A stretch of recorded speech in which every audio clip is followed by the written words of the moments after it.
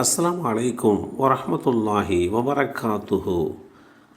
பிறரை மன்னித்தல்.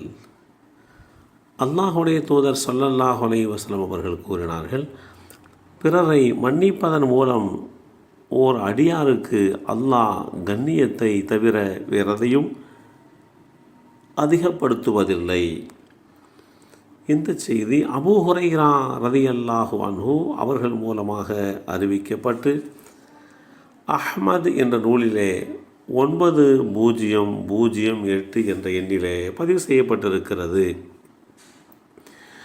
அப்துல்லாஹ் இப்னு உமர் ரலியல்லாஹு அன்ஹுமா அவர்கள் கூறினார்கள், அல்லாஹுடைய தூதர் ஸல்லல்லாஹு அலைஹி வஸல்லம் அவர்களிடம் ஒருவர் வந்து, அல்லாஹுடைய தூதர் அவர்களே, என்னுடைய வேலைக்காரரை எத்தனை முறை நான் மன்னிக்க வேண்டும் என்று கேள்வி எழுப்புகிறார். அல்லாஹுடைய தூதர் ஸல்லல்லாஹு அலைஹி வஸல்லம் அவர்கள் சற்று அமைதி காத்துவிட்டு அவரை தினமும் 70 முறை மன்னியுங்கள் என்று பதில் சொன்னார்கள்.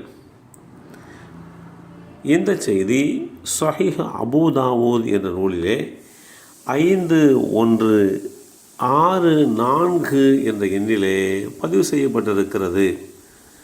ஒருவருடைய மன்னிப்புக்குண்டான அளவுகோல் என்ன, அதை இஸ்லாம் மிக தெளிவாக எடுத்து சொல்லும். அந்த ரீதியிலே அல்லாஹு தஆலா தன்னுடைய தூதர் ஸல்லல்லாஹு அலைஹி வஸல்லம் அவர்கள் மூலமாக இத்தகைய வழிமுறைகளை வகுத்து கொடுத்திருக்கிறான். ஒவ்வொரு மனிதரும் சதா தவறிலே வீழக்கூடியவர்கள்தான், வீழ்ந்து விடுபவர்கள்தான். தவறு செய்யாத மனிதர்கள் அரிதிலும் அரிது. இதில் உதவியாளர்களும் வேலையாட்களும் விதிவிலக்கல்ல. ஒவ்வொரு மனிதனுக்கும் மன்னிக்கும் மனப்பான்மை அதிகம் இருக்க வேண்டும் என்று இஸ்லாம் அறிவுறுத்துகிறது. ஒரு மனிதர் தன்னுடைய வேலையாட்களை 70 முறை மன்னித்தால் அவருக்கு தண்டனை கொடுக்கும் தருணமே வராது. முடிந்தவரை வேலையாட்களிடம் இரக்கம் காட்ட வேண்டும். தண்டிப்பதை, அந்த வேலையாட்களை கடுமையாக தண்டிப்பதை தவிர்க்க வேண்டும் என்பதே இஸ்லாத்தினுடைய தெளிவான நிலைப்பாடு. அல்லாஹுடைய தூதர் ஸல்லல்லாஹு அலைஹி வஸல்லம் அவர்கள் கூறினார்கள், எந்த மனிதனிடம் 3 நற்பண்புகள் இருக்கின்றதோ அந்த மனிதனுடைய மரணத்தை அல்லாஹ் இலகுவாக்கி வைப்பான். அவரை சொர்க்கத்தில் நுழையச் செய்வான். அந்த 3 நற்பண்புகள் உள்ளவர்களில் ஒருவர் தன்னுடைய வேலையாட்களிடம் நல்ல முறையில் நடந்து கொள்பவர். இப்படி அல்லாஹுடைய தூதர் ஸல்லல்லாஹு அலைஹி வஸல்லம் அவர்கள் நமக்கு தெளிவுபடுத்திய இந்த செய்திகளையும் நாம் பார்க்கிறோம். நபி ஸல்லல்லாஹு அலைஹி வஸல்லம் அவர்கள் கூறினார்கள், தன்னுடைய வேலையாட்களை, பணியாளர்களை மோசமாக நடத்துபவர் சொர்க்கத்தில் நுழைய மாட்டார்.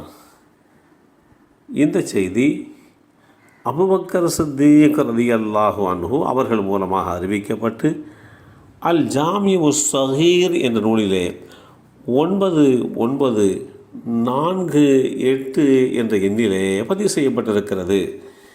இப்படி இஸ்லாம் தெளிவான ஒரு வழிகாட்டுதலை மனித சமுதாயத்திற்கு வழிவகுத்து கொடுத்து, இந்த உலகத்தில் மேல்மட்டத்தில் இருப்பவர்கள் சதா மேல்மட்டத்திலே இருப்பதில்லை.